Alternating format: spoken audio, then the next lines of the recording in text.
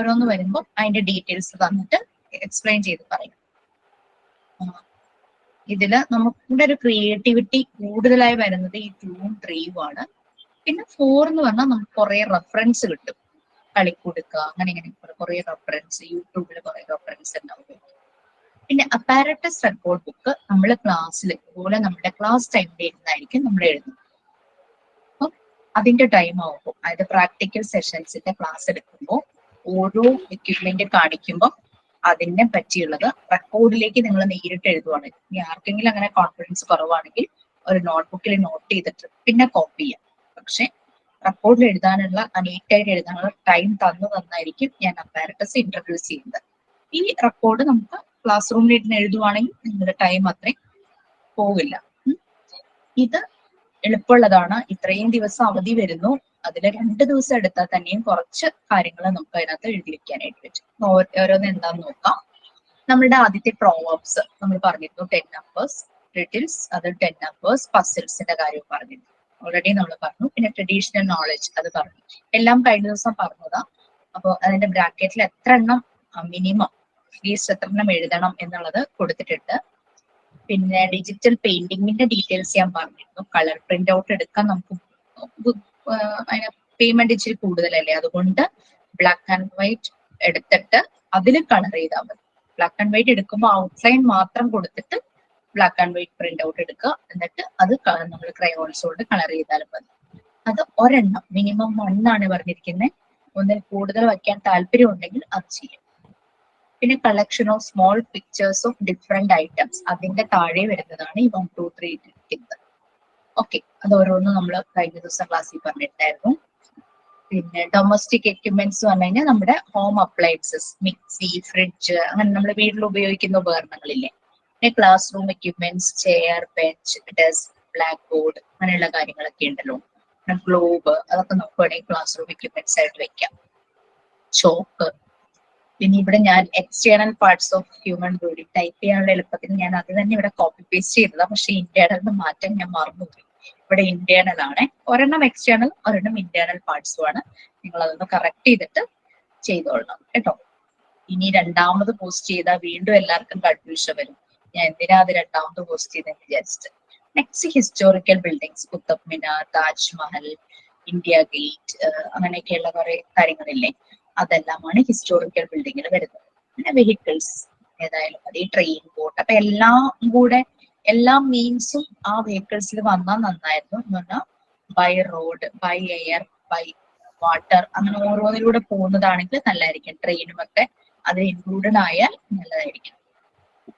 പിന്നെ natural things ആണ് നമ്മുടെ മഴ, സ്നോഫോൾ, പിന്നെ ലൈറ്റ്നിങ്, പിന്നെ ട്രീസ് ഒക്കെ നാച്ചുറൽ തിങ്സിൽ കാണിക്കാം. ട്രീസ്, സാൻഡ്, മണ്ണ്, പാറ, അതൊക്കെ നാച്ചുറൽ തിങ്സ്. റോക്ക്, അതൊക്കെ നാച്ചുറൽ തിങ്സിൽ കാണിക്കാം. വർക്കിംഗ് പേഴ്സൺസ് കുറേ കിട്ടുന്നതാണ്, എന്നിട്ടും ഞാൻ മിനിമം 5 എന്നേ പറഞ്ഞിട്ടുള്ളൂ അല്ലെ. പല ജോലിക്കാർ, black smith, gold smith, potter, cobbler, പിന്നെ ഡോക്ടർ, നഴ്സ്, എഞ്ചിനീയർ, ടീച്ചർ, പിന്നെ എന്തൊക്കെയാ ജോലിയുള്ള കുറെ ജോലികളൊക്കെ ഉള്ള, ഡ്രൈവർ, പിന്നെ എന്താ പറയുക, അങ്ങനെ എന്തൊക്കെ ജോലിയാണോ അതൊക്കെ ഉള്ളത്.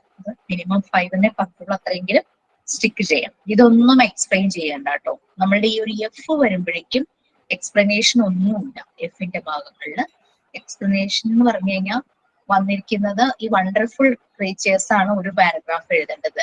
ഡിജിറ്റൽ പെയിന്റിംഗ് ഹെഡിങ്ങും പെയിന്റിങ്ങും മാത്രം മതി. Traditional knowledge from the elders, ഓരോ സ്റ്റേറ്റ്മെന്റ്, ഓരോ സെന്റൻസ് ആയിട്ട് വന്നു. ഈസി അല്ലേ, ചെയ്യാവുന്ന കാര്യങ്ങളാണ്. ഓക്കെ, അപ്പൊ എല്ലാം ഗ്ലൂ ഒക്കെ റെഡിയാക്കി വെച്ച് ഇതെല്ലാം നല്ല രീതിയിൽ കട്ട് ചെയ്ത്, പിന്നെ ഞാൻ റെക്കോർഡ് വാങ്ങിച്ചു, പക്ഷേ ഇതാണോ അതിനെന്താ നോട്ട് ബുക്ക് പോലത്തെ റെക്കോർഡാ? നോട്ട് ബുക്ക് പോലത്തെ റെക്കോർഡ്, അതിന്റെ കവർ കട്ടിയുള്ളതാണോ? ഇതാ ഇങ്ങനെയുള്ള കട്ടിയത്. ഇതിൽ ഇൻഡെക്സ് ഇതൊക്കെ ഉണ്ട്, എന്താ സർട്ടിഫിക്കറ്റ്, അതുപോലത്തെ മതി. നല്ലപോലെ കവർ ചെയ്യുക, ബ്രൗൺ പേപ്പർ വെച്ചിട്ടോ അങ്ങനെയെങ്കിലും നല്ലപോലെ കവർ ചെയ്യും. പിന്നെ അതിലെ പീരിയോഡിക് ടേബിള് അങ്ങനത്തെ എല്ലാം ഉണ്ട്. കെമിസ്ട്രിയുടെ റെക്കോർഡ് ബുക്ക് ആയിരിക്കും, അത് സാരില്ല, അത് മതി. നമുക്ക് അതേ കിട്ടുള്ളൂ അങ്ങനത്തെ. കാരണം ഫിസിക്സ്, കെമിസ്ട്രി, സയൻസ് സ്റ്റുഡൻസ് ആണല്ലോ കൂടുതലും റെക്കോർഡ്സ് വെക്കുന്നേ. ഇത് പക്ഷെ ആദ്യത്തെ പോലത്തെ റെക്കോർഡൊന്നുമില്ല മാം. ഇപ്പോഴത്തെ ഇങ്ങനത്തെ റെക്കോർഡാണ്, നോട്ട് ബുക്ക് ആ പോലത്തെ ആദ്യം നമുക്ക് കവർ കട്ടിയുണ്ടെന്ന് തോന്നി, ഇതിനൊന്നും കട്ടി കുറവാന്ന് തോന്നുന്നു.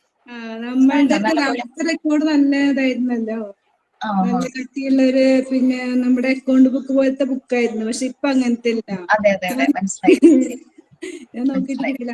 ഇത് മതി. അപ്പൊ 100 പേജാണിത്. അത് മതിയോ? മതിയാകും. മതിയാകും അല്ലേ? പിക്ചേഴ്സ് ഒട്ടിക്കുമ്പോൾ നിങ്ങൾക്ക് 2 സൈഡിൽ ഒട്ടിക്കാം. എഫ് അല്ലേ, കളക്ഷൻ ഓഫ് സ്മോൾ പിക്ചേഴ്സ്, അത് 2 സൈഡും യൂസ് ചെയ്യാം. നമുക്ക് പിന്നെ എഴുതാനൊന്നുമില്ല. എഫ് തുടങ്ങി ലൈൻ ഉള്ളതും ഒരു ഭാഗം ഇങ്ങനെ ഇങ്ങനെ പ്ലെയിൻ ആയിട്ടുള്ള ഷീറ്റ് ഇങ്ങനെയാവും. ഒരു ഭാഗത്ത് എഴുതാൻ പറ്റുന്ന രീതിയിലുള്ളതും ഒരു ഭാഗത്ത് പ്ലെയിൻ ആയിട്ടുള്ളതും. ഓ ശരി, അപ്പൊ പിന്നെ അറിയാലോ. പിന്നെ ഒട്ടിക്കാനുള്ളതൊക്കെ സൈഡിൽ ഒട്ടിക്കാറില്ല. പക്ഷെ ഈ കളക്ഷൻ ഓഫ് സ്മോൾ പിക്ചേഴ്സ് ഇല്ലേ, അത് ഒരു സൈഡിൽ മാത്രം ഒട്ടിച്ചു പോകണ്ട. അപ്പൊ നമ്മുടെ ഒരു സൈഡ് മുഴുവൻ ബ്ലാങ്ക് ആയിട്ട് കിടക്കും, നമുക്ക് അതിനകത്ത് എഴുതാനില്ല. അവിടെ ഒട്ടിച്ചോളൂ, കുഴപ്പമില്ല, അവിടെയും ഒട്ടിക്കാം. ലെഫ്റ്റും റൈറ്റും ഈ 2 എണ്ണത്തിന് ലെഫ്റ്റും റൈറ്റും ഒട്ടിക്കാം. ഈ എന്ന് പറയുന്നത് ഒരു പേജില്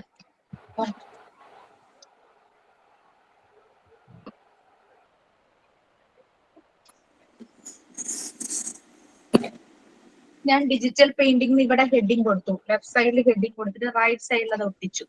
പിക്ചറിന് നീളമുള്ളത് കാരണം അതിനെ ഞാൻ ഇങ്ങനെ ഒട്ടിച്ച് ഇങ്ങനെ നോക്കണം.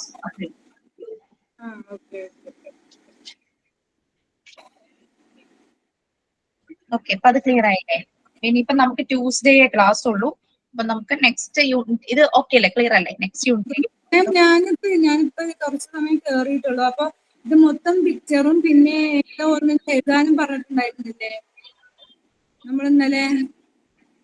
അതായത് നമ്മൾ pictures of wonderful animals, creatures 5 എണ്ണം, നമുക്കത് ഒരു പാരഗ്രാഫ് മതി ഓരോന്നിനെ കുറിച്ചും. നമ്മൾ ലെഫ്റ്റ് സൈഡിൽ ഒട്ടിക്കുന്നു, റൈറ്റ് സൈഡിൽ അതിനെ കുറിച്ച് എഴുതുന്നു. അപ്പൊ നമുക്കൊരു കാര്യം ചെയ്യാം, നമ്മുടെ റെക്കോർഡ് ബുക്കിൽ 2 പിക്ചർ ലെഫ്റ്റ് സൈഡിൽ വന്ന് 2 പിക്ചർ നമ്മൾ ലെഫ്റ്റ് സൈഡിൽ ഒട്ടിച്ചു കഴിഞ്ഞാൽ ആ 2 എണ്ണത്തിനെ കുറിച്ച് റൈറ്റ് സൈഡിൽ എഴുതി വെക്കുക. അത് ഈ ഡി മാത്രം മതിയില്ലേ? ബാക്കിയൊന്നും വേണ്ട. പിന്നെ ഡിജിറ്റൽ പെയിന്റിംഗ് അല്ലേ, ഹെഡിങ്ങും പെയിന്റിങ്ങും മാത്രം മതി. പിന്നെ എഫ് തുടങ്ങി പിക്ചേഴ്സ് മാത്രം, എഴുതാനൊന്നുമില്ല. പിന്നെ ചില പിക്ചേഴ്സ് നിങ്ങൾ ചാർട്ട് പേപ്പർ അല്ലെങ്കിൽ എന്തെങ്കിലും വെട്ടിയെടുക്കുന്നത് പിക്ചേഴ്സിന്റെ താഴെ അതിന്റെ പേരുണ്ടാവും. പേരോടുകൂടി വെട്ടിയെടുക്കുവാണെങ്കിൽ നിങ്ങൾക്ക് പേര് എഴുതേണ്ട ആവശ്യം വരില്ല. പേരില്ലെങ്കിൽ അത് എന്താന്നുള്ളത് പേര് എഴുതി വെക്കണം എന്ന് മാത്രം.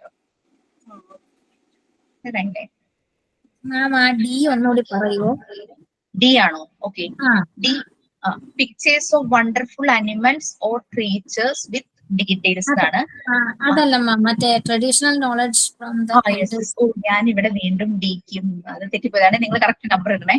Traditional knowledge from the elders, അത് നമ്മുടെ വീട്ടിൽ പ്രായമായവര് കുറേ കാര്യങ്ങൾ പറയില്ലേ, അങ്ങനെ എന്താ പറയാ, കുറെ ഹെൽത്ത് റിലേറ്റഡ് കാര്യങ്ങളൊക്കെ പറയാറുണ്ട്.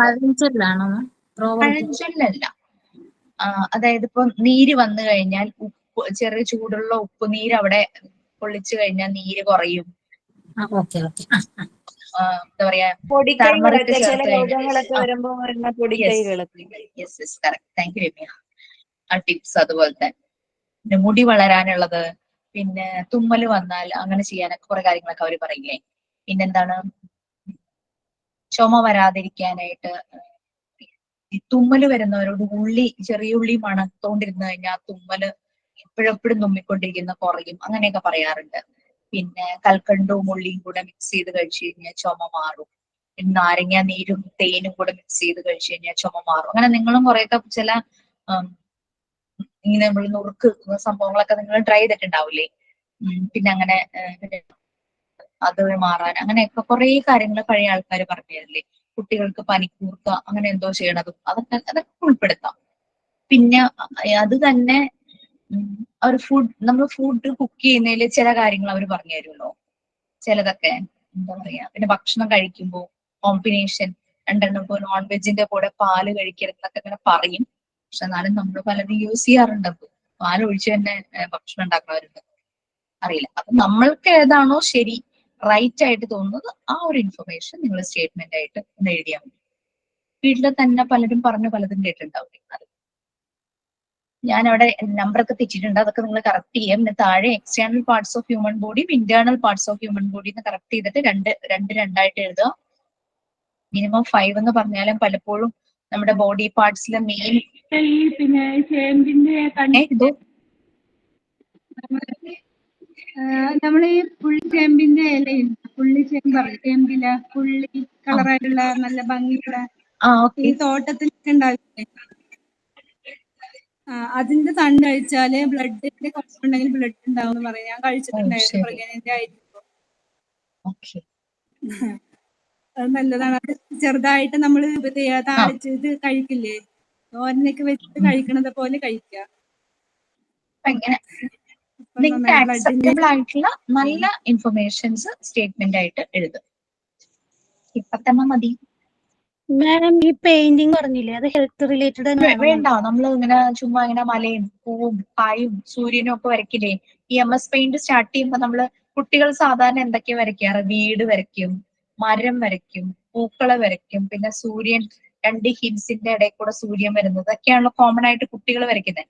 അവരുടെ വെയിൽ നിന്നിട്ട് നമ്മളത് ക്രിയേറ്റ് ചെയ്യണം. വീട്ടിൽ പിള്ളേരുണ്ടെന്ന് പറഞ്ഞു കഴിഞ്ഞാൽ അവര് ചെയ്യും. ചിലര് വീട് മാത്രമായിട്ട് ബ്ലോക്സ് ഒക്കെ എടുത്ത് വെച്ച് വീടൊക്കെ വരയ്ക്കുന്നതാണോ? അതുപോലെ ചെയ്താൽ മതി. ഹെൽത്ത് റിലേറ്റഡ് വേണമെന്നില്ല. ഇപ്പൊ ട്രഡീഷണൽ നോളജ് എന്ന് പറഞ്ഞാൽ കൂടുതൽ നമ്മൾ ഹെൽത്ത് റിലേറ്റഡ് ആണ് നമ്മൾ പ്രായമായവരിൽ നിന്ന് കേട്ടിട്ടുള്ളത്. പിന്നെയുള്ളത് അവര് പറയുന്നത് അസമയത്ത് പുറത്തിറങ്ങരുത്. അതൊക്കെ ഈ ഇഴജന്തുക്കളൊക്കെ ഇറങ്ങി നടക്കുന്ന ഒരു സമയമായതുകൊണ്ടായിരിക്കും അങ്ങനെ പറയുന്നത്. ഇരുട്ട് പണ്ട് കറക്റ്റൊന്നും ഉണ്ടായിരുന്നില്ലല്ലോ, അതൊക്കെ വെച്ചിട്ടൊക്കെയാണ് അവരങ്ങനെ പറയുന്നത്. അങ്ങനെയുള്ള കുറച്ച് കാര്യങ്ങൾ റെക്കോർഡ് റൈറ്റിംഗില്. മാം ഒരു കാര്യം ചോദിക്കട്ടെ? അതെ, നമ്മുടെ വർക്ക് ക്ലാസ് റൂമിൽ സബ്മിറ്റ് ചെയ്യാൻ പറ്റുന്നില്ല. എനിക്ക് എല്ലാവർക്കും അങ്ങനെയാണെന്ന് അറിയില്ല. ആഡ് വർക്ക് എന്ന് പറഞ്ഞ ഓപ്ഷൻ വരുന്നില്ല. ആണോ?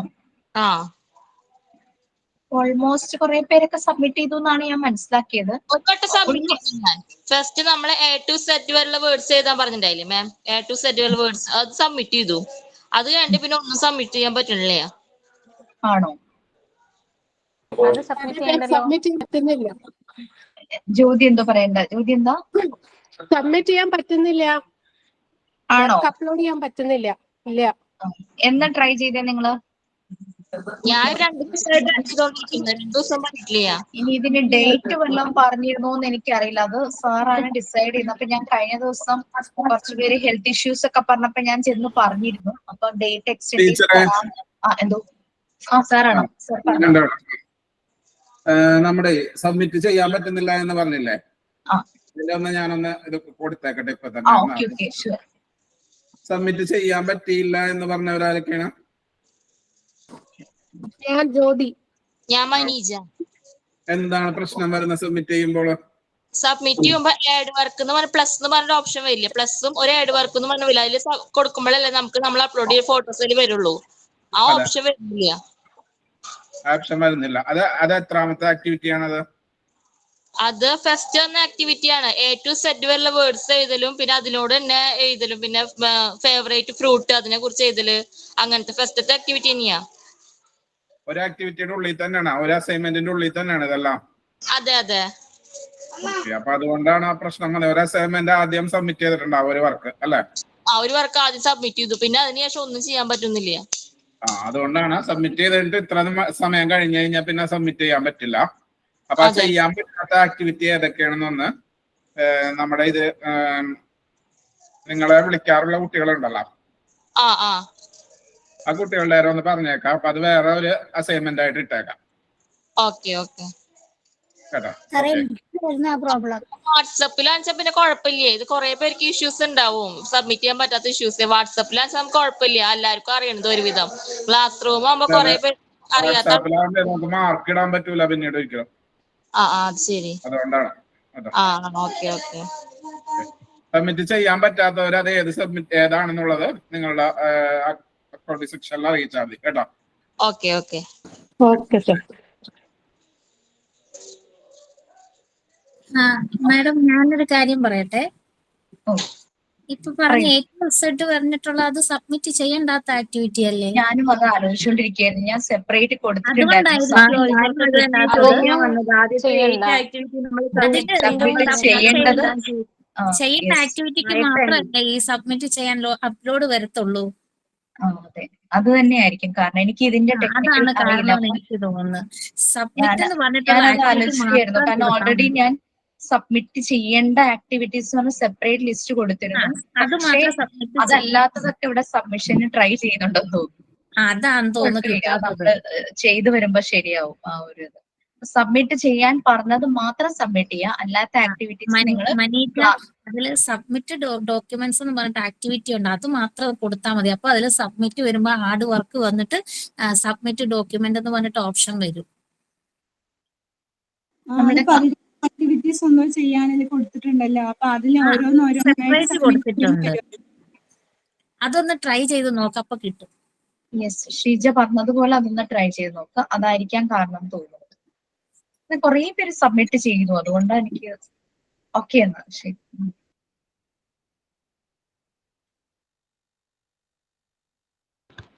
ഹലോ മാം, നമുക്ക് ആരൊക്കെ സബ്മിറ്റ് ചെയ്തു എന്നുള്ളതിന്റെ ഒരു ലിസ്റ്റ് എന്തെങ്കിലും തരാൻ പറ്റുമോ? കാരണം എന്താ വെച്ചാല് ഇത് ആയിട്ടുണ്ട്, പക്ഷെ ഇത് മാർക്കൊന്നും വന്നിട്ടില്ല. അപ്പൊ അത് ശരിയായിട്ടുണ്ടോ ഇല്ലേ എന്നുള്ളത് മനസ്സിലായി. അതിൽ അറ്റാച്ച് ചെയ്തതില് സബ്മിറ്റഡ് ആയിട്ടുണ്ട്, ടേൺ ഇന്നും ടേണും അങ്ങനെ വന്നിട്ടുള്ളത്. അപ്പൊ അതില് അങ്ങനെ ടേൺ ഇന്നായിട്ട് തന്നെ കിടക്കുന്നുണ്ട്, പക്ഷെ അത് മാർക്കൊന്നും വരാത്തോണ്ട് ഒരാഴ്ചന്റെ ഉള്ളത് പറഞ്ഞപ്പോ ഒരാഴ്ചന്റെ മുകളിലായി. അപ്പൊ മാർക്കൊന്നും കണ്ടതും ഇല്ല. ഇനി അത് സബ്മിറ്റഡ് ആയിട്ടില്ലേന്നൊന്നും അറിയാൻ എന്തെങ്കിലും ഒരു വഴിയുണ്ടോ? മാർക്ക് കിട്ടിയാൽ നിങ്ങൾക്ക് മനസ്സിലാവും ചെയ്ത് സബ്മിറ്റ് ആയി, അതാണോ ഉദ്ദേശിച്ചത്? അതാ ഉദ്ദേശിച്ചത്. മാർക്ക് ഇട്ടില്ലെങ്കിൽ അത് സബ്മിറ്റ് ചെയ്തത് ശരിയായിട്ടുള്ളത്. നിലവില് നമ്മളൊന്നിന്റെ മാർക്ക് ഇട്ടിട്ടില്ല, കാരണം വിഷുവിന്റെ ഒരു അവധിയും കൂടി വരുന്നതുകൊണ്ടാണ്. അത് വിഷുവിന്റെ അവധി വരെ കൊടുത്ത് എല്ലാവരും സബ്മിറ്റ് ചെയ്തോട്ടെ എന്ന് വിചാരിച്ചിട്ടാണ്. വിഷുവിന്റെ റംസാന്റെ അവധി കഴിഞ്ഞിട്ട് നമ്മൾ അതിനെല്ലാത്തിനും മാർക്ക് ഇടും. അപ്പൊ നിങ്ങൾക്ക് അറിയാൻ പറ്റും ഏതിനൊക്കെ ഉണ്ടെന്നുള്ളത്. ഓക്കെ, എല്ലാം ക്ലിയർ ആയില്ലേ?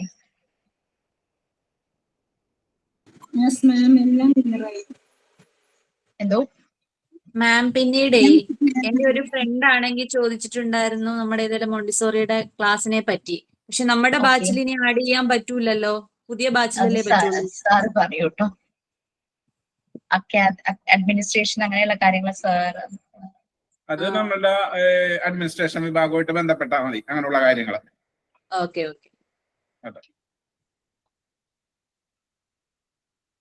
ഒന്നുമില്ലല്ലോ, ഓൾ ക്ലിയർ അല്ലേ?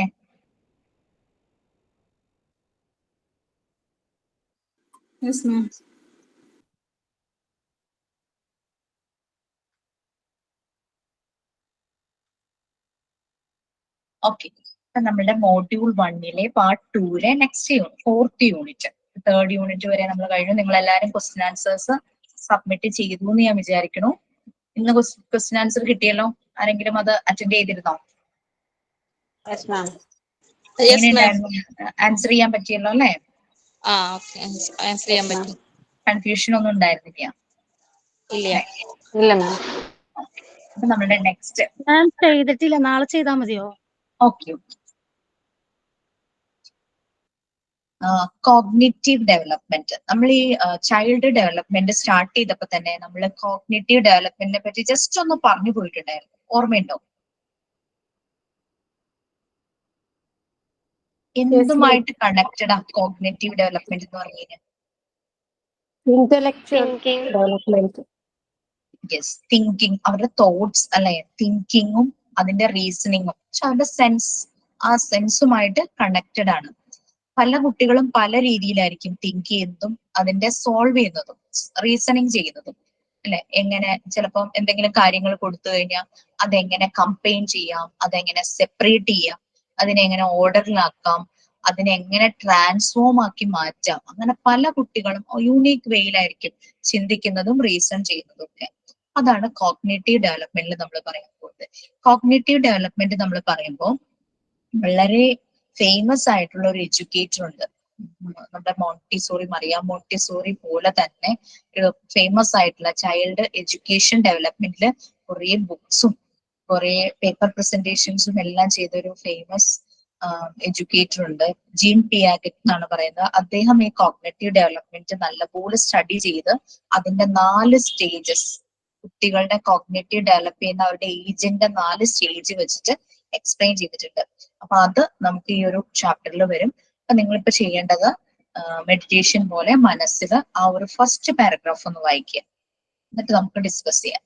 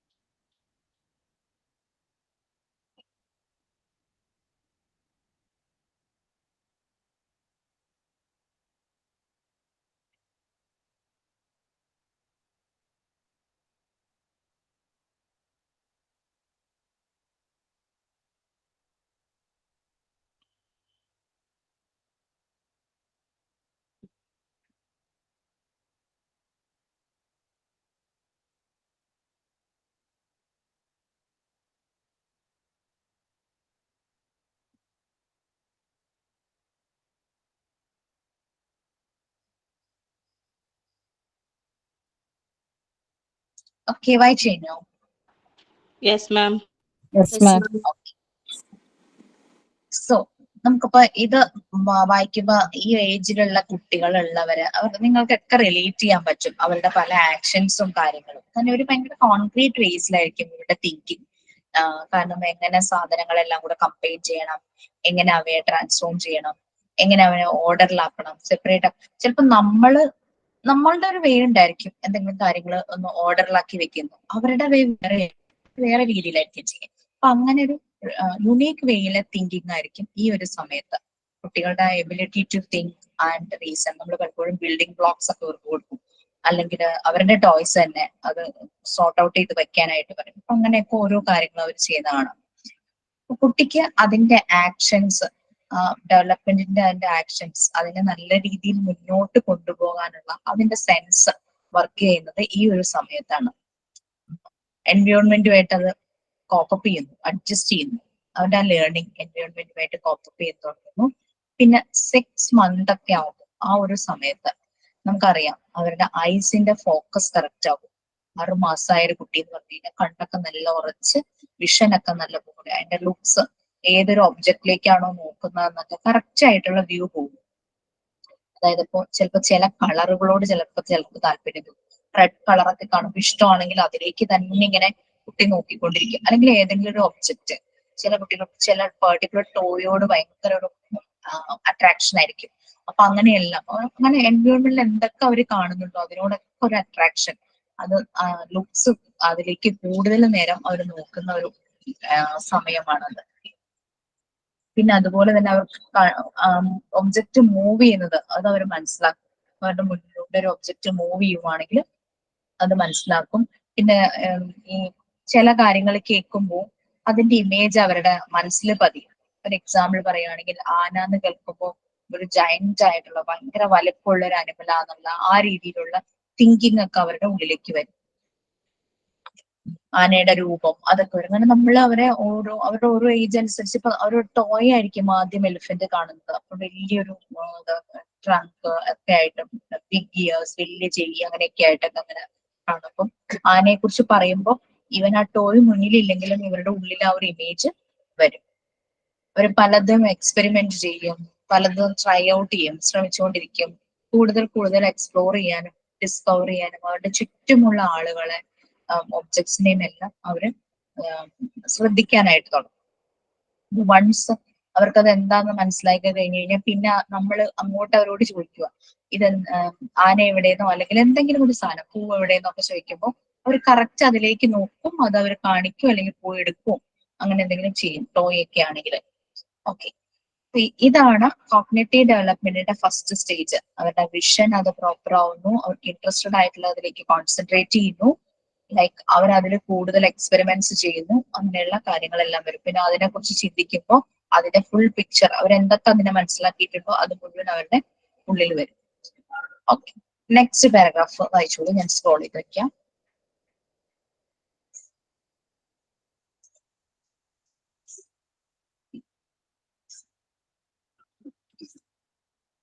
നെക്സ്റ്റ് പാര വായിച്ചിട്ട് നമുക്ക് പറയാം. ഇതിനെ റിലേറ്റ് ചെയ്ത് ഫസ്റ്റ് പാരഗ്രാഫ് പറഞ്ഞതിൽ റിലേറ്റ് ചെയ്ത് ആർക്കെങ്കിലും എന്തെങ്കിലും പറയാനുണ്ടോ? നിങ്ങൾ എക്സ്പീരിയൻസ് ചെയ്ത കാര്യങ്ങളോ അങ്ങനെ എന്തെങ്കിലും?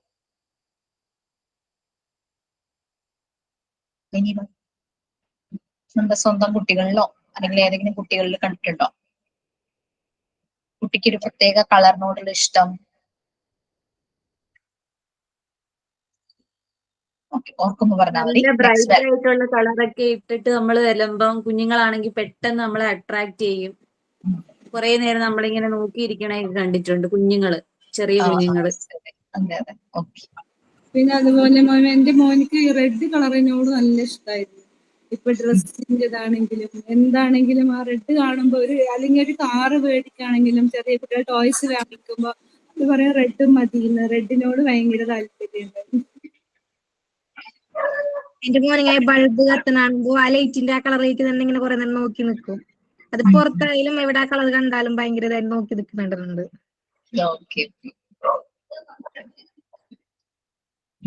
കഴിഞ്ഞ നെക്സ്റ്റ് പാരഗ്രാഫ് അയച്ചോളൂ കേട്ടോ.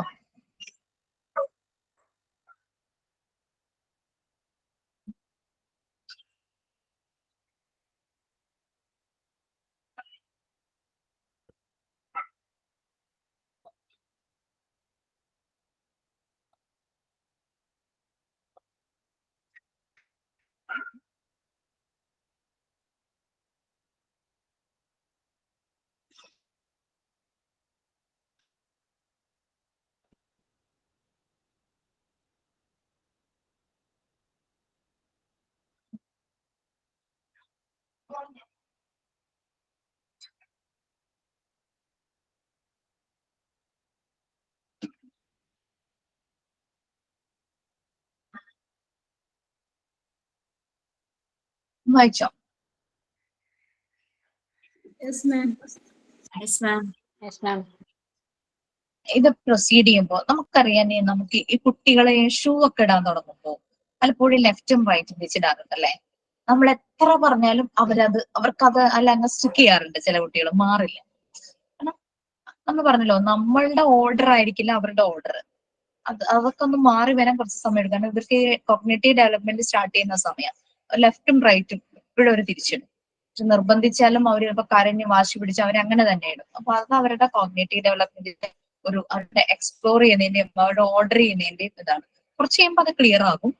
പിന്നെ അതുപോലെ തന്നെ ചില കാര്യങ്ങളെ കുറിച്ച് അവർക്ക് കൂടുതൽ അവര് എന്താ പറയുക, കമ്പയർ ചെയ്യാനും ചില ടേംസ് അവർ വാക്കുകൾ ഉപയോഗിക്കാൻ തുടങ്ങും.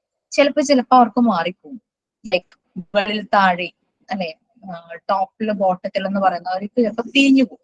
അവർ ടോപ്പ് എന്നുള്ളത് താഴെ പറയും, ബോട്ടം എന്നുള്ളത് മുകളിൽ പറയും. അത് അങ്ങനെ ഓർഡർ ഡിസോർഡർ ആയിട്ട് ചെയ്യാം. പക്ഷെ അതൊക്കെ ശരിയായി വരുന്ന ഒരു ടൈമാണ് ഈ കോഗ്നിറ്റീവ് ഡെവലപ്മെന്റ് എന്ന് പറയുന്നത്. ചില തിങ്കിങ്സ് ലൈക്ക് ഹോണസ്റ്റി അതൊന്നും ക്ലിയർ ആകുന്ന ഒരു സമയമല്ല. അത് കുറെ കൂടെ ഏജ് കഴിയുമ്പോൾ ആണ് ഹോണസ്റ്റി എന്താണെന്ന്, സത്യം പറയണം, കള്ളം പറഞ്ഞുകൂടാ, അങ്ങനെ കാര്യങ്ങളൊക്കെ വരുന്നത് പിന്നീട് അടുത്ത ഡെവലപ്മെന്റ് സ്റ്റേജിലേക്ക് വരുമ്പോഴാണ്.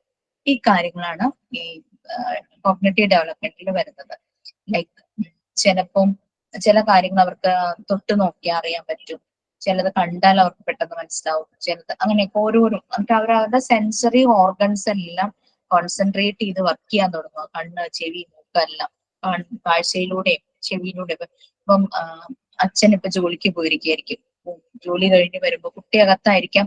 കുട്ടിയുടെ പേര് വിളിച്ച് വരുവാണെങ്കിൽ കുട്ടിക്ക് മനസ്സിലാവും. ആ ശബ്ദം കേൾക്കുമ്പോൾ അത് അച്ഛനാണ് എന്നുള്ള ആ ഒരു സെൻസ് കിട്ടും. ഓടിപ്പോവും, അങ്ങനെയൊക്കെ ചെയ്യാറുണ്ടല്ലോ. സെൻസറി ഓർഗൻസ് എല്ലാം പ്രോപ്പർ ആയിട്ട് ഫങ്ഷൻ ചെയ്യാൻ തുടങ്ങുവാണ്. കുട്ടി കൂടുതൽ എക്സ്പ്ലോർ ചെയ്യുവാണ്. ഓക്കെ, അതും നിങ്ങൾക്ക് മനസ്സിലായിട്ടുണ്ടാവും കുട്ടികളുടെ. ഹസ്ബൻഡിന്റെ വണ്ടിയുടെ ഒച്ച കേൾക്കുമ്പോ ആള് അടുക്കളയിലൊക്കെ ആണെങ്കിൽ ഇഴഞ്ഞ് വേഗം വരും. സൗണ്ട് കേട്ടിട്ട് വിളിക്കണമെന്നില്ല, വണ്ടി ഒച്ച കേൾക്കുമ്പോഴേക്കും വരും. അത് അച്ഛന്റെ വണ്ടിയാണെന്നും അച്ഛൻ വണ്ടിയിലാണ് പോയിരിക്കുന്നത്, തിരിച്ചത് വരുന്നുണ്ട് എന്നൊക്കെ മനസ്സിലാക്കുവാണല്ലോ ഇതെല്ലാം. ഓക്കെ. പക്ഷെ അല്ലാതെയുള്ള കാര്യങ്ങൾ, അതായത് ചില ഇമോഷൻസ് ലൈക്ക് ഓണസ്റ്റി അങ്ങനെയുള്ള കാര്യങ്ങൾ, അതൊന്നും ആയിട്ടുണ്ടാവില്ല. അതൊന്നും മനസ്സിലാക്കാനുള്ള ഒരു ഏജ് ആയിട്ടുണ്ടാവില്ല. നെക്സ്റ്റ് നമുക്ക് സ്റ്റേജസ് ഓഫ് കോഗ്നിറ്റീവ് ഡെവലപ്മെന്റ് ആണ്. പക്ഷെ അതിനു മുമ്പ് നമുക്ക് ജീൻ പിയാഗെറ്റിന്റെ കാര്യം ഒന്ന് നോക്കാം. എനിക്ക് നോട്ട്സിലില്ല.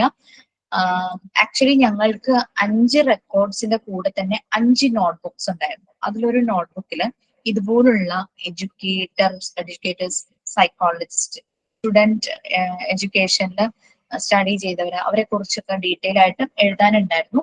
നമുക്ക് മോണ്ടിസോറി മെത്തേഡ് എന്നുള്ളൊരു മോഡ്യൂൾ വരുമ്പോൾ ഇമ്പോർട്ടന്റ് ആയിട്ടുള്ള ജീൻ പിയാഗെറ്റ്, വിഗഡോസ്കി, അങ്ങനെ കുറച്ച് 2-3 ആൾക്കാരുണ്ട്. അവരുടെ പേര് ഞാൻ പറയാം.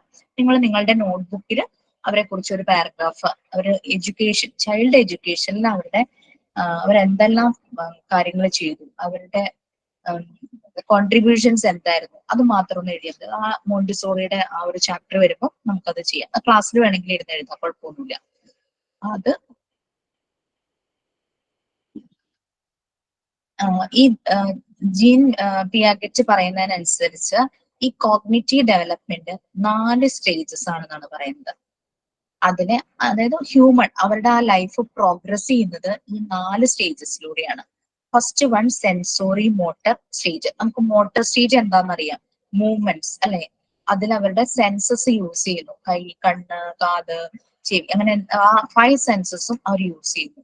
പിന്നെ pre operational stage, concrete operational stage, അതുപോലെ തന്നെ ഫോർമൽ ഓപ്പറേഷൻ സ്റ്റേജ്. ഇത് ഓരോ ഏജ് സ്പാനിലാണ് ഈ ചേഞ്ചസ് എല്ലാം നടക്കുന്നത്. 4 സ്റ്റേജസ് ഉണ്ടെന്നാണ് പിയാഗെറ്റ് പറയുന്നത്. ഈ കുട്ടികളുടെ കോഗ്നിറ്റീവ് ഡെവലപ്മെന്റ് 4 സ്റ്റേജസ് ഉണ്ടെന്നാണ് പറയുന്നത്.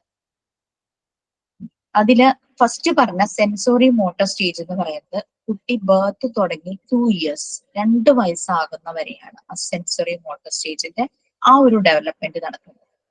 രണ്ടാമത്തെ സ്റ്റേജ് പ്രീ ഓപ്പറേഷണൽ സ്റ്റേജ്, ഓരോന്ന് ഞാൻ എക്സ്പ്ലെയിൻ ചെയ്ത് പറയാം. അത് 2 to 7, 2 വയസ്സ് തുടങ്ങി 7 വയസ്സ് വരെയാണ് പ്രീ ഓപ്പറേഷണൽ സ്റ്റേജ് വരുന്നത്. പിന്നെ കോൺക്രീറ്റ് ഓപ്പറേഷണൽ സ്റ്റേജ് 7 വയസ്സ് തുടങ്ങി 11 ഇയേഴ്സ്, ടീനേജ് ഒക്കെ എത്തുന്നതിന് മുമ്പ് അഡോളസൻസിന് അടുത്ത് വരുമ്പോഴാണ് 7 to 11 ഇയേഴ്സിനാണ് കോൺക്രീറ്റ് ഓപ്പറേഷണൽ സ്റ്റേജ് വരുന്നത്. അതുപോലെ തന്നെ formal operational stage, last stage ആയ 4ാമത്തെ സ്റ്റേജ് ടീനേജിലേക്ക് കടന്നു വരുമ്പോൾ 12 ഇയേഴ്സും തുടങ്ങിയാണ് ഈ ഫോർമൽ ഓപ്പറേഷണൽ സ്റ്റേജ് വരുന്നത്. പിയാഗെറ്റിന്റെ സ്റ്റേജസ് ഓഫ് ഡെവലപ്മെന്റ് ആണ് നമ്മളിപ്പോ ഓരോന്നായിട്ട് പറയുന്നത്. അദ്ദേഹം ഒരു എഡ്യൂക്കേറ്റർ ആണ്. ആളെ കുറിച്ച് കൂടുതൽ ഡീറ്റെയിൽസ് നമുക്ക് പറയാം. അദ്ദേഹം ഐഡന്റിഫൈ ചെയ്തതാണ് ഈ 4 സ്റ്റേജ്. 4 സ്റ്റേജസും അദ്ദേഹം ഐഡന്റിഫൈ ചെയ്തതാണ്. ഓക്കെ, പറയോ? പറയാം, വരും അതിലേക്ക്.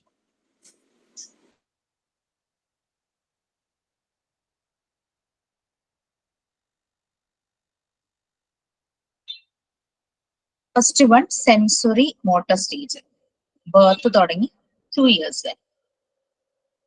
സെൻസോറി, SENSORI, സെൻസോറി മോട്ടർ, ഒറ്റ വാക്കാണേ, സെൻസോറി മോട്ടർ, SENSORIMOTOR. അത് birth to age 2, 0 to 2 years. ഇതാണ് ഫസ്റ്റ്. ഓരോന്ന് എക്സ്പ്ലെയിൻ ചെയ്യുമ്പോൾ ഓരോന്നിന്റെ ക്യാപ്ഷൻ പറഞ്ഞാൽ പോരെ. SENSORIMOTOR,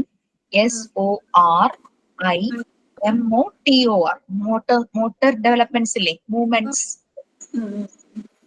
സെൻസോറി മോട്ടോർ സ്റ്റേജ്, ബർത്ത് തുടങ്ങി 0 to 2 ഇയേഴ്സ്. പിയാഗെറ്റ്സിന്റെ തിയറി അനുസരിച്ച് അദ്ദേഹം പറയണത് ഈ ഓരോ സ്റ്റേജും ഓർഡറിലായിരിക്കണം എന്നുള്ള രീതിയിലാണ് അദ്ദേഹം പറയുന്നത്. അതായത് 0 to 2 ഇയേഴ്സ് ആണല്ലോ ഫസ്റ്റ് ഏജ് സ്പാൻ. അപ്പൊ അതില് നടക്കുന്ന വ്യത്യാസങ്ങളാണ് സെൻസോറി മോട്ടോർ സ്റ്റേജിൽ വരുന്നത്. അത് ഫസ്റ്റ് ആണ് അത് നടക്കുന്നത്. ആ സമയത്ത് ഇൻഫൻസ് തിങ്ക് ചെയ്യുന്നതാണ് അദ്ദേഹം പറയുന്നത്. അവരുടെ സെൻസസും മോട്ടോർ ആക്ഷൻസും വെച്ചിട്ട് അവർക്ക് അവരുടേതായ ചില ലാംഗ്വേജ്, അവരുടേതായ ചില മൂവ്മെന്റ്സ്. ഇപ്പൊ ഒരു അഡൾട്ട് ചെയ്യുന്ന ഒരു മൂവ്മെന്റ്സ് ആയിരിക്കില്ല അവർ ആ ഒരു ഏജിൽ ചെയ്യുന്നത്, അല്ലെ? അതൊക്കെ നമുക്കറിയാം. അഡൾട്ടിൻ്റെത് പോലുള്ള ഒരു തിങ്കിങ് ആയിരിക്കില്ല ആ സമയത്ത് അവർ ചെയ്യുന്നത്. അതിന് ആ ഇൻഫൻസിന് യുണീക്ക് ആയിട്ടൊരു തിങ്കിങ്ങും ഒരു മൂവ്മെന്റും ഉള്ള സമയമാണ്. അവർക്ക് അവരുടേതായ ആക്ഷൻസ് ഉണ്ടായിരിക്കും. ഇപ്പം അവർക്ക് ചിലപ്പം വേർഡ്ലി ചില കാര്യങ്ങൾ എക്സ്പ്രസ് ചെയ്യാൻ പറ്റില്ല. അവരത് ചിലപ്പോൾ ആക്ഷൻസിലൂടെ ആയിരിക്കും കാണിക്കുക. പെട്ടെന്ന് യൂറിൻ പാസ് ചെയ്യണം, മേ ബി അവരൊരു ആക്ഷനിലൂടെ ആയിരിക്കും കാണിക്കുക. അപ്പൊ അങ്ങനെയുള്ള ചില കാര്യങ്ങളെല്ലാം ഈ ഒരു ഏജിൽ നടക്കുന്നത്. പിന്നെ വിശക്കുന്നതിന് ചിലപ്പോൾ അവർ എന്തെങ്കിലും ഒരു ആക്ഷൻ കാണിക്കുമായിരിക്കും. അവർക്ക് വെള്ളം കുടിക്കണമെങ്കിൽ അങ്ങനെയൊക്കെ എന്തെങ്കിലും ഒരു ആക്ഷൻസ്. എന്താണ് ഇപ്പൊ ഒരു അഡൾട്ട് എന്ന് പറഞ്ഞു കഴിഞ്ഞാൽ അയാൾക്ക് പറയാനറിയാം, അയാൾക്ക് തന്നെ ചെയ്യാനറിയാം. പക്ഷെ ഇവരുടെ വേ വേറൊരു രീതിയിൽ നിന്ന് വരും. അപ്പൊ ഈ പാരന്റ്സിന് വളരെ ഇമ്പോർട്ടന്റ് ആണ് ഇവരുടെ ഈ ഓരോ സ്റ്റേജസിൽ. നമ്മളത് പല പ്രാവശ്യം നമ്മൾ പല ഡെവലപ്മെന്റ് സ്റ്റേജിലും പറഞ്ഞിരുന്നു. ഫാമിലിയുടെ ഇമ്പോർട്ടൻസ്, കമ്മ്യൂണിറ്റിയുടെ ഇമ്പോർട്ടൻസ് ഒക്കെ പറഞ്ഞു. പാരന്റ്സ് അതിന് ഈ കുട്ടിയുടെ ഈ ഒരു കോഗ്നിറ്റീവ് ഡെവലപ്മെന്റിൽ അവരുടെ റോള് വളരെ ഇമ്പോർട്ടന്റ് ആണ്. 0 to 2 years എന്ന് പറയുമ്പോൾ അവർ പാരന്റ്സിന്റെ കൂടിയാണ്. നമ്മളുടെ, അതായത് നമ്മുടെ ടീച്ചേഴ്സിന്റെ അടുത്തേക്ക് വരിക എന്ന് പറഞ്ഞാൽ ആഫ്റ്റർ 3 years ഒക്കെ ആയിരിക്കും വരുന്നത്. ആ സമയത്താണ് ടീച്ചേഴ്സിന്റെ റോള് വരുന്നത്. ഈ ഒരു ടൈമിൽ ഈ ഫസ്റ്റ് സെൻസോറി മോട്ടോർ സ്റ്റേജിൽ പാരന്റ്സിന്റെ റോളാണ് കൂടുതൽ. അവരെ ടച്ച് ചെയ്യാൻ, കണ്ടിന്യൂവലി പലതും ടച്ച് ചെയ്യാനായിട്ട് നോക്കും. നമ്മൾ ഓൾറെഡി പറഞ്ഞു അത്. പിന്നെ പലപ്പോഴും അവര് ശ്രദ്ധിക്കും. പിന്നെ ചിലപ്പോൾ ചില സാധനങ്ങളൊക്കെ കയ്യിൽ കിട്ടിക്കഴിഞ്ഞു കഴിഞ്ഞാൽ അവർക്ക് അതെന്താ ചെയ്യേണ്ടതെന്ന് അറിയില്ല. ചിലപ്പോൾ ചില സാധനങ്ങൾ അത് അവരങ്ങനെ തന്നെ വായിലേക്ക് വെക്കും. ആ ഒരു പ്രായമാണല്ലോ ഈ ഒരു സമയം. പിന്നെ പറഞ്ഞു ചിലതൊക്കെ കിട്ടുമ്പോൾ മൂക്കിനകത്തേക്ക് തിരികെ വെക്കും. അങ്ങനെയൊക്കെ നമ്മൾ പറഞ്ഞിരുന്നു. അപ്പൊ ശ്രദ്ധിക്കേണ്ട, അതായത് പാരന്റ്സ് വളരെയധികം ശ്രദ്ധിക്കേണ്ട ഒരു ടൈമാണ്. അപ്പൊ അവർ അവരുടെ എൻവയോൺമെന്റിലെ അവരുടെ സറൗണ്ടിങ്സിലെ കാര്യങ്ങളുമായിട്ട് പലതും പഠിക്കുന്നത് ഇങ്ങനെയുള്ള ആക്ഷനിലൂടെയാണെന്നാണ് അദ്ദേഹം പറയുന്നത്, പിയഗെറ്റ് പറയുന്നത്, ഇവരുടെ ഈ എയർലി. അപ്പൊ അത് വളരെ ക്രൂഷ്യലാണ് ആ ഒരു ടൈം എന്ന് പറയുന്നത്. അവര് വേൾഡുമായിട്ട് എൻവയോൺമെന്റുമായിട്ട് അഡാപ്റ്റഡ് ആകുന്ന ഒരു ടൈം. അതാണ് 0 to 2 years.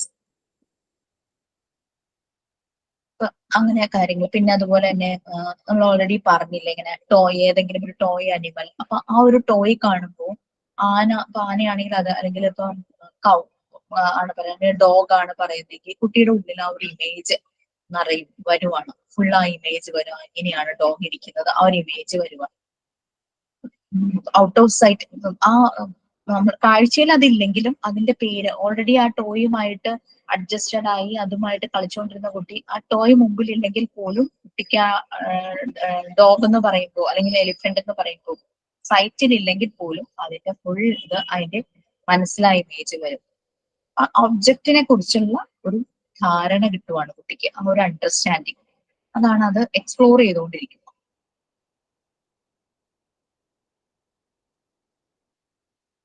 വേറെ എന്തെങ്കിലും നിങ്ങൾക്ക് റിലേറ്റ് ചെയ്യാൻ പറ്റുന്ന കാര്യങ്ങൾ എന്തെങ്കിലും ഉണ്ടോ ഈ ഒരു ഏജില്? ഇതാണ് അവരുടെ തിങ്കിങ്, അവരുടെ റീസണിങ്, അവരത് ചിലപ്പോൾ ആക്ഷൻസിലൂടെ ആയിരിക്കും. വെർബലിയേക്കാളും ആക്ഷൻസിലൂടെ അവർ കുറെ പറയും. പിന്നെ അവരുടെ ഒരു ലാംഗ്വേജും ഉണ്ടാവുമായിരിക്കും ഓരോ കാര്യങ്ങൾക്കും. ഇപ്പോ പലരും ചില കാര്യങ്ങൾ നമ്മൾ പറഞ്ഞു കൊടുക്കുമ്പോൾ അവരത് തിരിച്ചു പറയുന്നത് വേറെ പേരിലൊക്കെ ആയിരിക്കും.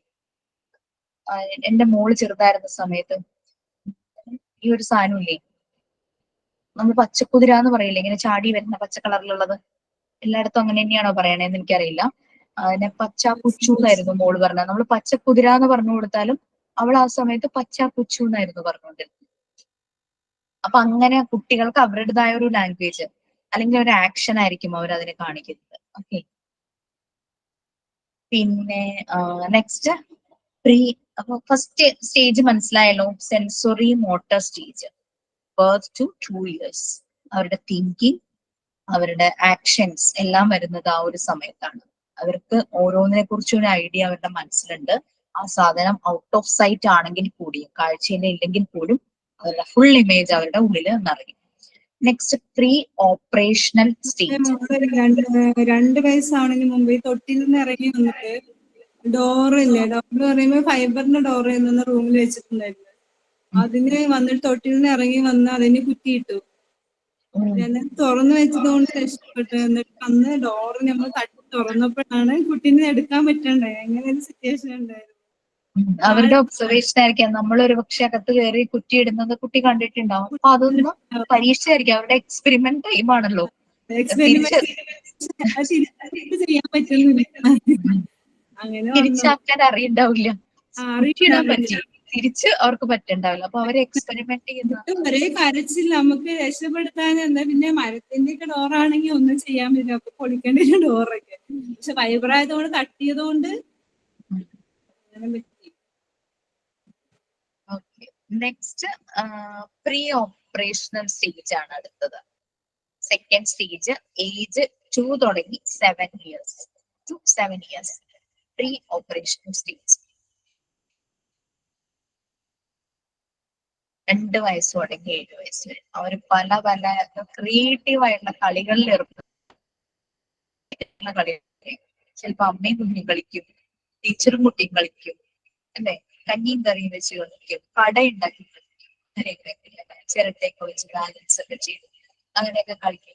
അങ്ങനെയൊക്കെ ചെയ്യുന്ന ഒരു ഏജ് ആണ്. അവർക്ക് ഭയങ്കര ക്രിയേറ്റിവിറ്റിയാണ്, ഇമാജിനേഷൻ, ഡ്രമാറ്റിക് കളി, തട്ടാനും സംസാരിച്ച് ഇങ്ങനെ കളിക്കുന്നതൊക്കെ കാണാം. വെറൈറ്റി ഓഫ് ആക്ടിവിറ്റീസ് ആണ് ഈ സമയത്ത് അവർക്ക്. അതിന്റെ ചിലപ്പോ ലോജിക്കൊന്നും ഉണ്ടാവില്ല.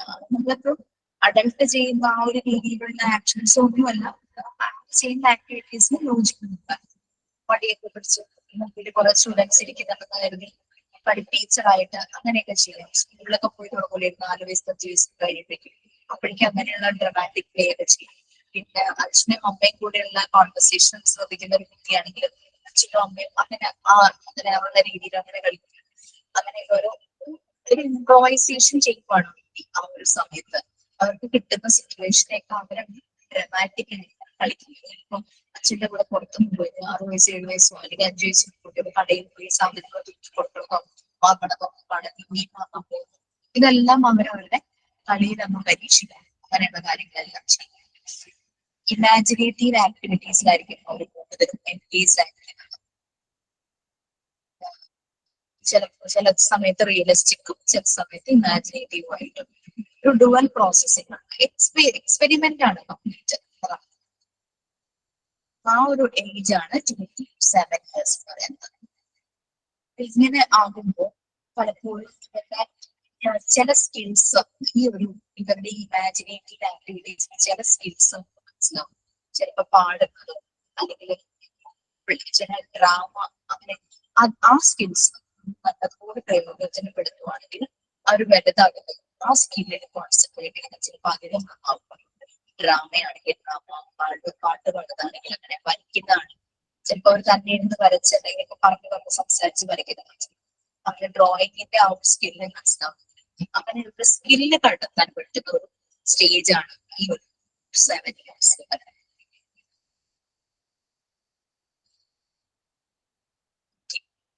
അപ്പൊ പ്രീ ഓപ്പറേഷണൽ സ്റ്റേജ് ആയിരുന്നു 7 years.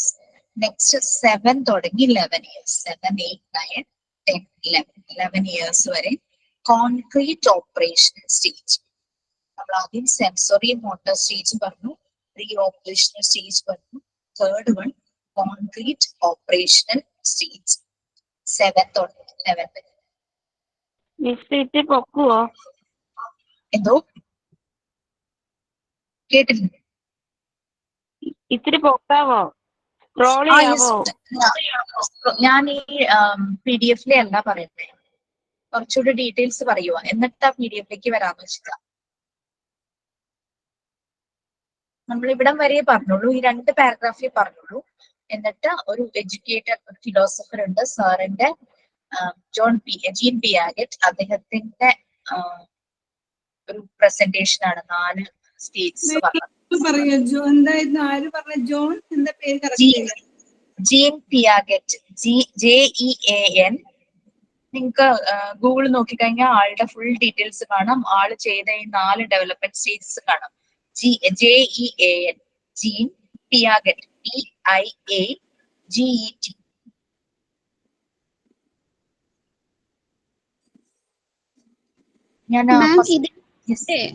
നമുക്ക് അസൈൻമെന്റ് നോട്ടില്ലേ, അതില് അങ്ങനെ എഴുതി വെച്ചാൽ മതിയോ? മതി, അതിന്റെ എഴുതി വെച്ചാൽ മതി. ഞാൻ പറഞ്ഞിട്ടുണ്ടല്ലോ ക്ലാസ്സിലെ ലെക്ചർ നോട്ട്സ് നിങ്ങൾ ശ്രദ്ധിച്ച് നോട്ട് ചെയ്യണം. അതിന്റെ ഒപ്പം അഡീഷണൽ പോയിന്റ്സ് കണ്ടുപിടിച്ച് ആഡ് ചെയ്യണം. നമ്മുടെ ഒരു ആക്ടിവിറ്റി അതാ. സബ്മിറ്റ് ചെയ്യേണ്ടതല്ല, പക്ഷെ നിങ്ങൾ അത് കീപ്പ് ചെയ്യണം എന്ന് ഞാൻ പറഞ്ഞിട്ടുണ്ട്. ഓക്കെ, PDF ഒരു റെഫറൻസ് മാത്രമാണ്. നമ്മൾ കൂടുതൽ എക്സ്പ്ലോർ ചെയ്യണം, കൂടുതൽ ഡേറ്റാസ് നമ്മൾ മാക്സിമം കളക്ട് ചെയ്യണം ക്ലാസ്സിൽ. അതുകൊണ്ട് എല്ലാവരോടും ഒന്ന് ഇന്ററാക്ട് ചെയ്യാൻ പറയണം. നമ്മൾ കുറേ ഡേറ്റാസ് പറഞ്ഞു പോകുന്നുണ്ട്.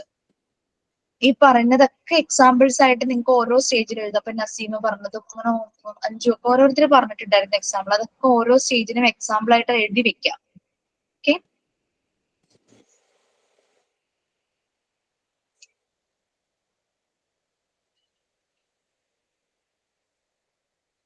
ഇപ്പൊ 7 to 11 ആണ് നമ്മൾ പറഞ്ഞത്.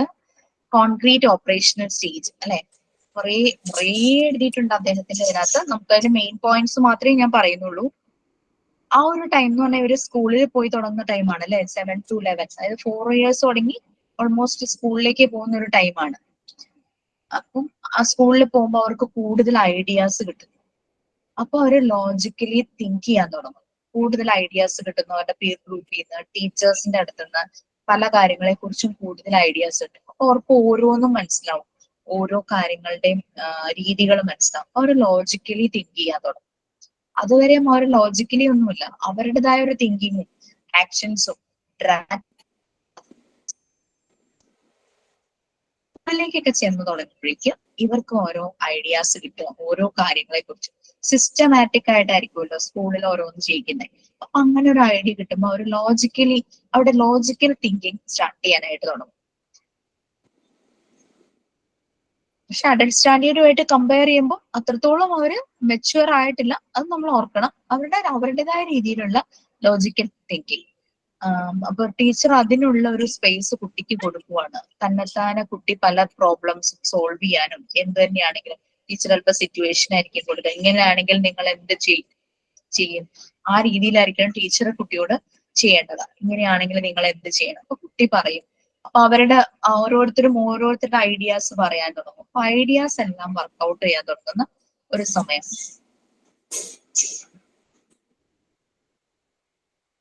അതായത് ഇപ്പം ടീച്ചർ മാത്സ് പഠിപ്പിക്കുവാണ്. മാത്സ് പഠിപ്പിക്കുമ്പോൾ ടീച്ചർ പറയുമായിരിക്കും ഒരു ബോക്സിൽ 10 ടോഫീസ് ഉണ്ട്, 10 മിഠായി ഉണ്ട്, അതിൽ നിന്നും ഒന്നും എടുത്തില്ലെങ്കിൽ ഒന്നും കുറയില്ല. അങ്ങനെ മാത്സിലെ ചില ഇതൊക്കെ ഇല്ലേ, എക്സാമ്പിൾ ഞാൻ പറഞ്ഞത്. അങ്ങനെ പഠിപ്പിക്കുമ്പോൾ കുട്ടിക്ക് ആ ഒരു ഐഡിയ കിട്ടും. എന്തെങ്കിലും ഒരെണ്ണം ഫുൾ ആയിട്ട് ഇരിക്കുവാണെങ്കിൽ അതിൽ നിന്ന് എടുത്തില്ലെങ്കിൽ അത് അങ്ങനെ തന്നെ ഇരിക്കും. അങ്ങനെയുള്ള ലോജിക്കൽ അനാലിസിസ് ഒക്കെ കുട്ടി തന്നെയായിട്ട് ചെയ്യും. പിന്നെ അതുപോലെ തന്നെ നമ്മൾ സീറോയുടെ പ്രോപ്പർട്ടീസ് പഠിപ്പിക്കില്ലേ. സീറോയെ ഒരു നമ്പറുമായിട്ട് ആഡ് ചെയ്യുമ്പോൾ ആ നമ്പറിന് വ്യത്യാസം വരുന്നില്ല. സീറോയെ ആ നമ്പറിൽ നിന്ന് സബ്ട്രാക്ട് ചെയ്യുമ്പോഴും ഡിഫറൻസ് വരുന്നില്ല. അപ്പൊ സീറോയുടെ ആ ഒരു പ്രോപ്പർട്ടി കുട്ടിക്ക് പെട്ടെന്ന് മനസ്സിലാകും. അപ്പൊ അല്ലെങ്കിൽ 10 ടോഫീസ് ഉണ്ട്, അതിൽ നിന്ന് 0 ടോഫി എടുത്താൽ എന്ന് പറഞ്ഞു കഴിഞ്ഞാൽ ബാലൻസ് എത്രയാണ്. ഇപ്പൊ 0 എടുത്താലും വെച്ചാലും അതിന് മാറ്റമില്ല. അങ്ങനെ ഒരു എക്സാമ്പിൾ പറഞ്ഞു. അങ്ങനെയുള്ള രീതിയിലൊക്കെ കുട്ടിക്ക് കാര്യങ്ങൾ മനസ്സിലാകാൻ തുടങ്ങും. ഓക്കെ, അപ്പൊ അതിന്റെ ലോജിക്കൽ തിങ്കിങ് സ്റ്റാർട്ട് ചെയ്യുന്നതാണ് ഈ ഒരു ടൈമിൽ. എന്നുവെച്ചാൽ സ്കൂളിൽ പോകുന്നു, സ്കൂളിൽ ഒരു സിസ്റ്റമാറ്റിക് വേ ഓഫ് ടീച്ചിങ് കിട്ടുന്നു, ഐഡിയാസ് കിട്ടുന്നു. അപ്പൊ അതിന് പല കാര്യങ്ങളെ കുറിച്ചും ഐഡിയ വരുന്നു. കുറേ വായിക്കാൻ നോക്കിക്കഴിഞ്ഞു കഴിഞ്ഞാല് ഗൂഗിളിൽ നോക്കിക്കഴിഞ്ഞാൽ പിയാഗറ്റിന്റെ ഈ ഒരു ഡെവലപ്മെന്റ് സ്റ്റേജ് കുറേ ഉണ്ടാവും നിങ്ങൾക്ക് വായിക്കാനായിട്ട്. Next last one, formal operational stage. 11 ഇയേഴ്സിന് ശേഷം, അതായത് 12 തുടങ്ങി അഡൾട്ട് ആകുന്നവരെ, അഡോളസൻസിന്റെ ഓരോ സ്റ്റേജിലും. അതാണ് 4th stage, last stage, formal operation stage, last stage of Piaget. അദ്ദേഹത്തിന്റെ സ്റ്റേജസിൽ ലാസ്റ്റ് വൺ. എല്ലാ കാര്യങ്ങളെയും കുറിച്ച് കുട്ടിക്ക് ഒരു ഐഡിയ. എന്തോ 4th stage formal operational stage. Formal operational stage. First sensory motor stage ആയിരുന്നു. സെക്കൻഡ് വൺ ഏതായിരുന്നു? Pre operational stage. തേർഡ് വണ്ണോ?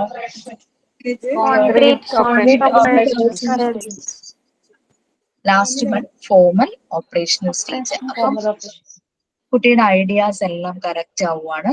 ഓരോ ഒബ്ജക്ട്സിനെ കുറിച്ചും ഓരോ സിറ്റുവേഷൻസിനെ കുറിച്ചും ശരിയായ ഒരു റീസണിങ്, ഒരു ഐഡിയ എല്ലാം കുട്ടിക്ക് കിട്ടുക. അതുകൊണ്ടാണ് ഇതിനെ ഫോർമൽ ഓപ്പറേഷണൽ സ്റ്റേജ് എന്ന് പറയുന്നത്. കാരണം എല്ലാത്തിനെ കുറിച്ചും അതിനൊരു വ്യക്തമായ ഒരു ക്ലാരിറ്റി കിട്ടുന്ന ഒരു സമയം. അതാണ് ഫോർമൽ ഓപ്പറേഷണൽ സ്റ്റേജ് പറയുന്നത്. അതുകൊണ്ടാണ് 11 to എത്ര ഏജ് വരെയാ? 11 ശേഷം പിന്നീടുള്ള ഏജസ്, അതായത് അഡൾട്ട് ആവുന്നവരെയും അഡോളസൻസിന്റെ എല്ലാ പീരീഡും. ടീനേജ് വരെ അല്ലേ? ടീനേജ് തുടങ്ങുകയാണല്ലോ, 12 കഴിഞ്ഞ് 13 ടീനേജ് തുടങ്ങി, അഡോളസൻസിന്റെ ഓരോരോ പീരീഡ് ഉണ്ട്. അഡൾട്ട് ആകുന്നവരെ ഏകദേശം ആ ഒരു ഡെവലപ്മെന്റിലെ അഡൽട്ട് സ്റ്റേജ് വരെ.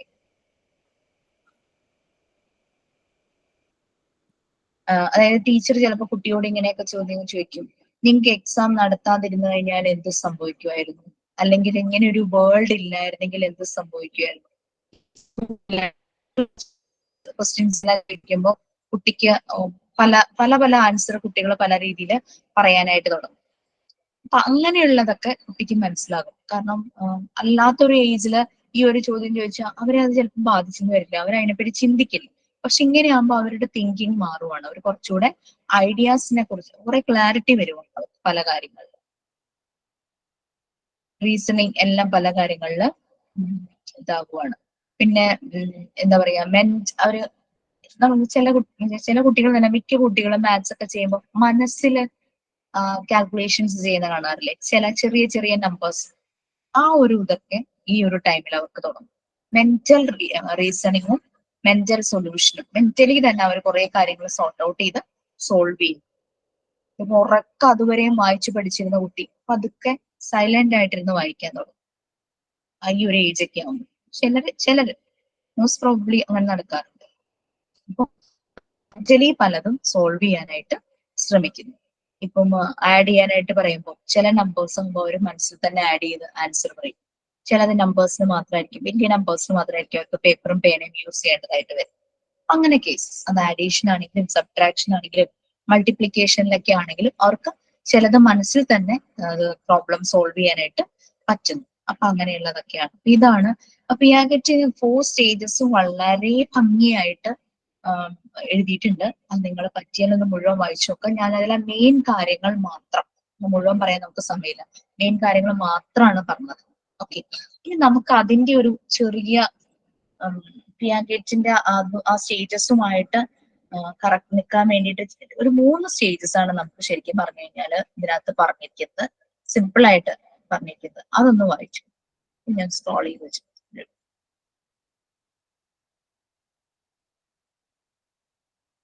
കഴിയുമ്പോൾ ലാസ്റ്റ് 2 സെന്റൻസിലേക്ക് വരാം. ഇനി ഇത് വായിക്കുമ്പോൾ ഇത്രയും പിയാഗറ്റിന്റെ സ്റ്റേജസ് പറഞ്ഞത് കാരണം ഇനി ഇത് വായിക്കുമ്പോൾ നിങ്ങൾക്ക് മനസ്സിലാവുമായിരിക്കും. അപ്പൊ ഫസ്റ്റ് സ്റ്റേജ് ഒന്ന് വായിച്ചോളൂ, ഇൻആക്റ്റീവ് സ്റ്റേജ്.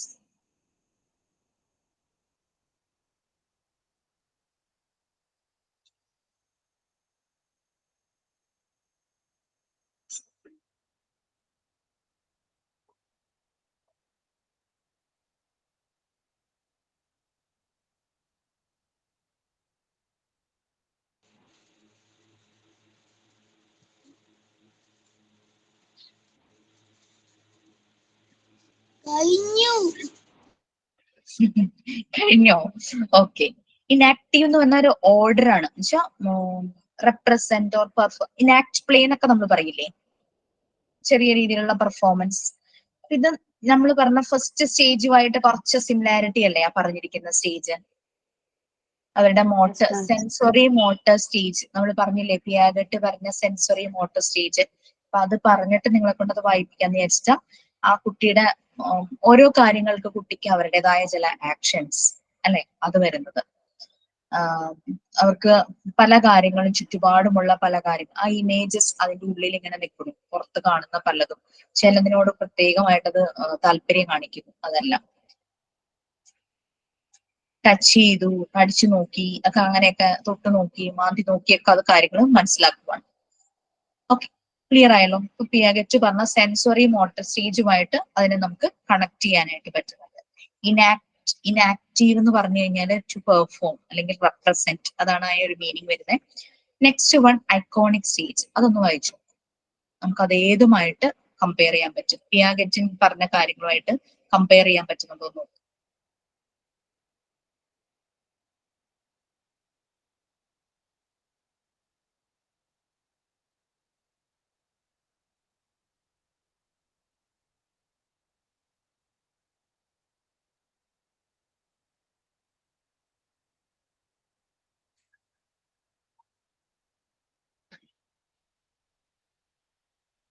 ഐക്കോണിക് എന്ന് പറഞ്ഞാൽ റിലേറ്റ് ചെയ്യാൻ പറ്റുക, നമുക്ക് പലതിനെയും റിലേറ്റ് ചെയ്യാൻ പറ്റുന്നതാണ് ഒരു ഐക്കൺ. ഒരു എന്തെങ്കിലും ഒരു മോഡൽ ഉണ്ട്, അതുമായിട്ട് റിലേറ്റ് ചെയ്യുക, അതാണ് ഉദ്ദേശിക്കുന്നത്. പല ഇൻഫർമേഷൻസും കുട്ടിക്ക് കിട്ടിയിട്ടുണ്ടാവും ഇമാജിനറി കാര്യങ്ങളുമായിട്ട്. അവന്റെ ഒരു വേൾഡിനകത്ത് കിടക്കുന്ന ഒരു വ്യക്തിയാണ് ആ കുട്ടി, ഒരു പ്രിസണർ എന്ന് തന്നെ പറയാം. ആ ഒരു രീതിയിൽ ചുറ്റുമുള്ള ആ വേൾഡിനകത്ത് ഒരു പ്രിസണറെ പോലെ കുട്ടി ആ വേൾഡുമായിട്ട് അത് കൂടുതൽ എക്സ്പ്ലോർ ചെയ്യാൻ പോകുന്നതിന്റെ സ്റ്റെപ്സ് ആണ് ഈ ഐക്കോണിക് സ്റ്റേജ്. പലതിനെയും അവൻ മോഡലായിട്ട് കാണും, അതിനെ റിലേറ്റ് ചെയ്യാനായിട്ട് നോക്കും. അതാണ് ഐക്കോണിക് സ്റ്റേജ് വരുന്നത്. ലാസ്റ്റ്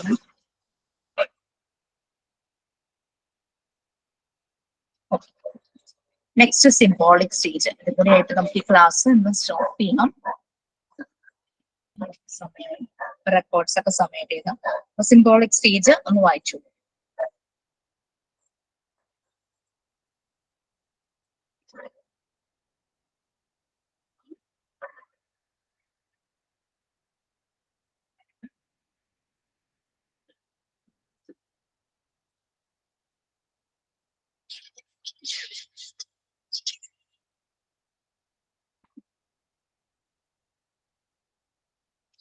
സിംബോളിക് സ്റ്റേജിൽ കുട്ടി പല സിംബൽസ് യൂസ് ചെയ്യുന്നു. ഇപ്പൊ ഞാൻ പറഞ്ഞില്ലേ, മോള്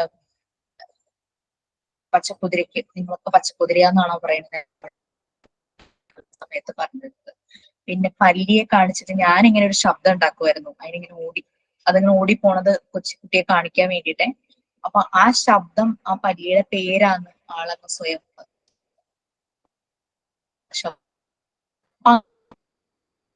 അവരുടേതായ ചില ആക്ഷൻസും അവരുടേതായ ഇമാജിനറി തിങ്സും എല്ലാം സംഭവിക്കും. ശരിക്കും ഈ 3 കോഗ്നിറ്റീവ് ഡെവലപ്മെന്റിന്റെ ഈ 3 സ്റ്റേജ് മതിയോ നമ്മൾ കാര്യങ്ങൾ അറിയാൻ? പിയാഗറ്റിന്റെ 4 സ്റ്റേജ് നമ്മൾ നല്ലപോലെ അറിഞ്ഞിരിക്കണ്ടേ? കുറച്ചും കൂടെ എക്സ്പ്ലെയിൻ ചെയ്ത് പറയുന്നത് അതിലാണ്. അതാണ്. അപ്പൊ ഈ 3 സ്റ്റേജിൽ നമുക്കൊന്നും കാര്യമായിട്ട് വ്യക്തമല്ല. അപ്പൊ അതുകൊണ്ട് ജീൻ പിയാഗറ്റ് ആരാണെന്നുള്ളത് നിങ്ങൾ മനസ്സിലാക്കിയിട്ട് Jean Piaget cognitive development, child cognitive ഡെവലപ്മെന്റിൽ ആ 4 സ്റ്റേജസ് നല്ല രീതിയിൽ എക്സ്പ്ലെയിൻ ചെയ്തിട്ടുണ്ട്. അപ്പൊ ഓരോ ലിങ്ക് നോക്കുമ്പോൾ ഏതാണോ ഈസി ആയിട്ട് നിങ്ങൾക്ക് തോന്നുന്നത് അത് നല്ലപോലെ വായിച്ച് മാക്സിമം പോയിന്റ്സ് നോട്ട്ബുക്കിലേക്ക് എഴുതി വെക്കുക. ഇത് വിട്ടുപോകരുത്, വളരെ ഇമ്പോർട്ടന്റ് കാര്യമാണ്. ഈ ഒരു കോഗ്നിറ്റീവ് ഡെവലപ്മെന്റ് എന്നുള്ള ചാപ്റ്ററിൽ ജീൻ പിയാഗറ്റിന്റെ 4 ഡെവലപ്മെന്റ് സ്റ്റേജ് പഠിച്ചു കഴിഞ്ഞാൽ തന്നെ നമുക്ക് നമ്മുടെ മുന്നിൽ വരുന്ന കുട്ടികളെ നല്ല ക്ലിയർ വ്യൂ ആയിരിക്കും, അവർക്ക് ഉള്ളിലുള്ള കാര്യങ്ങൾ, മനസ്സിലുള്ള കാര്യങ്ങൾ. ഓക്കെ, അപ്പൊ ആ 4 സ്റ്റേജസും ചുമ്മാ നോട്ടിൽ എഴുതി വെക്കുക. നമ്മളുടെ എന്താ പറയാ, നമ്മൾ എന്താ എയിം ചെയ്ത നമ്മുടെ സ്ട്രാറ്റജി എന്താ? ലേണിംഗ് ആണ്, നോട്ട് സ്റ്റഡി, അല്ലെ? Thematic learning. ആ ഒരു രീതിയിൽ തന്നെ ആ 4 സ്റ്റേജസും നല്ല രീതിയിൽ പഠിക്കുക. ഓക്കെ, ഇത് നമുക്കൊരു റെഫറൻസ് ആണ്. നമ്മുടെ ഈ 3 സ്റ്റേജ് അതിന്റെ ഒരു ചെറിയൊരു ഫോമാണ് അത്. ശരിക്കും പറഞ്ഞു കഴിഞ്ഞാൽ ഈ ചാപ്റ്റർ ജീൻ പിയാഗറ്റിന്റെ 4 സ്റ്റേജും കൂടെ പഠിച്ച് നമ്മൾ മനസ്സിലാക്കിയിട്ടുണ്ടെങ്കിൽ ചാപ്റ്റർ തീരുവാണ്. പക്ഷെ ഇതിനകത്ത് നമുക്ക് ചെറിയ കാര്യങ്ങളൊക്കെ ഉണ്ട്, role of parents, role of teachers, അതൊക്കെ നെക്സ്റ്റ് ക്ലാസ്സിൽ നമുക്ക് അത് തീരും. ഓക്കെ, അപ്പൊ റെക്കോർഡ്സും ഈ അവധികളിൽ തന്നെ ജീൻ പിയാഗറ്റ് നമുക്ക് റംസാന് വേണ്ടിയിട്ട് കുറച്ച് ദിവസം മാറ്റി വയ്ക്കുക, വിഷുവിന് വേണ്ടിയിട്ട് 2 ദിവസം മാറ്റി വയ്ക്കുക. എന്നിട്ട് ബാക്കിയുള്ള സമയങ്ങളിലൊക്കെ ഈ